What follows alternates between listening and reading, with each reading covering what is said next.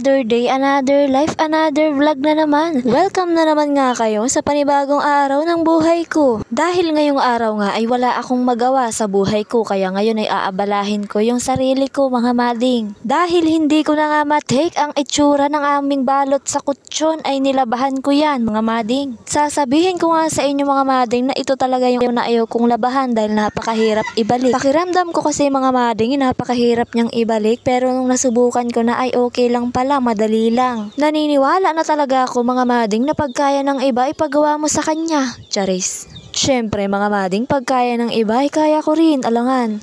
Hindi tayo magpapatalo, mga mading. Sa mga puntong ito, mga mading, meron ngang umutang at eto nga at nilista ko. Syempre, babalik na naman tayo dito sa aking binabalot. Medyo nahirapan nga ako, mga mading, dito sa ilalim. O, ba't natumba pa yung cellphone? Ihinanap ko nga na magandang anggulo, mga mading, yung cellphone para kitang-kita yung mga pinaggagawa ko sa buhay ko. Sa mga puntong yan nga, mga mading, ako'y tuwang-tuwa na dyan dahil nakakakalahati na ako sa aking ginagawa. Pakiramdam ko tuloy, mga mading, ay gusto ko nang matulog dahil ang sarap humiga sa bagong laba. Charis. 2 taon na nga, mga mading, itong kutsyon namin, kaya naman napakalaga nito para sa akin. Sa mga puntong ito, mga mading, eto na nga, ako'y medyo nahihirapan dahil nandito na ako sa dulo at lumiliko-liko na itong kutsyon at natabunan pa ako, mga mading. Super pinapahalagahan ko nga itong kutsyon namin, mading, dahil ito ay isa sa mga pinundar naming mag-asawa. Sa mga puntong ito, mga mading, eto na nga at ay sa wakas natapos na rin ako sa pagsusuot ng kutsyon. Akala ko madali na ang pagsisiper pero mahirap din pala, mga mading. Diyos ko Lord. Ang kagandahan nga dito sa aming kutsyon, mga mading, ay kahit balibalik-tarin mo siya at yupi-yupiin mo ay hindi siya napipit-pit.